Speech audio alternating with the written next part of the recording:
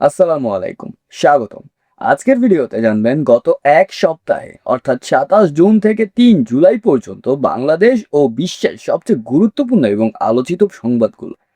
বাংলাদেশের রাজনীতিতে আলোচনার কেন্দ্রবিন্দুতে ছিলেন সাবেক প্রধানমন্ত্রী শেখ হাসিনা।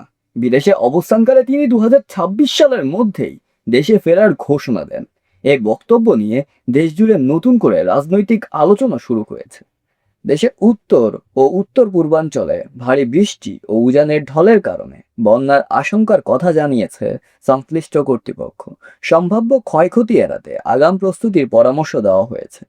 অর্থনীতির আরেকটি আলোচিত বিষয় ছিল স্বর্ণের দাম।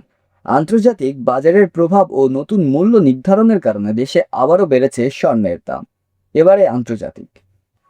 ভেনেজুয়েলায় শক্তিশালী ভূমিকম্পে ব্যাপক ক্ষয়ক্ষতি খবর বিশ্বজুড়ে আলোচনায় জন্ম দিয়েছে। বহু ভবন ক্ষতিগ্রস্ত হয়েছে এবং উদ্ধার কাজে অংশ নিয়েছে আন্তর্জাতিক বিভিন্ন সংস্থা। ইউরোপের একাধিক দেশ ভয়াবহ তাপপ্রবাহের মুখোমুখি হয়েছে।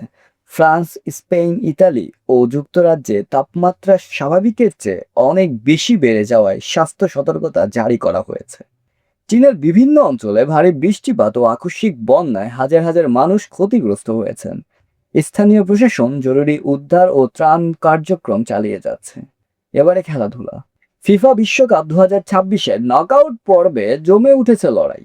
বড় বড় দলগুলো কোয়ার্টার ফাইনালে ওঠার জন্য কঠিন প্রতিদ্বন্দ্বিতা করছে। প্রতিদিনই দেখা যাচ্ছে নাটকীয় ম্যাচ ও চমকপ্রদ ফলাফল।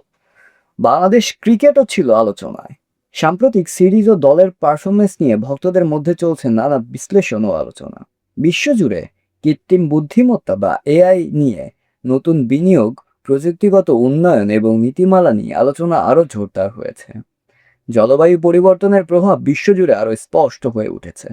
কোথাও তীব্র তাপপ্রবাহ, কোথাও বন্যা, আবার কোথাও ভূমিকম্প। প্রাকৃতিক দুর্যোগ বিশ্ববাসীর জন্য নতুন উদ্বেগ তৈরি করছে। এই ছিল গত এক সপ্তাহের সবচেয়ে গুরুত্বপূর্ণ জাতীয়, আন্তর্জাতিক ও খেলাধুলার খবর। আপনার কাছে কোন খবরটি সবচেয়ে গুরুত্বপূর্ণ মনে হয়েছে কমেন্টে অবশ্যই জানান। এমন সাপ্তাহিক নিউজ আপডেট পেতে অবশ্যই চ্যানেলটি ফলো করতে ভুলবেন না। ধন্যবাদ। আবার দেখা হবে পরবর্তী ভিডিওতে।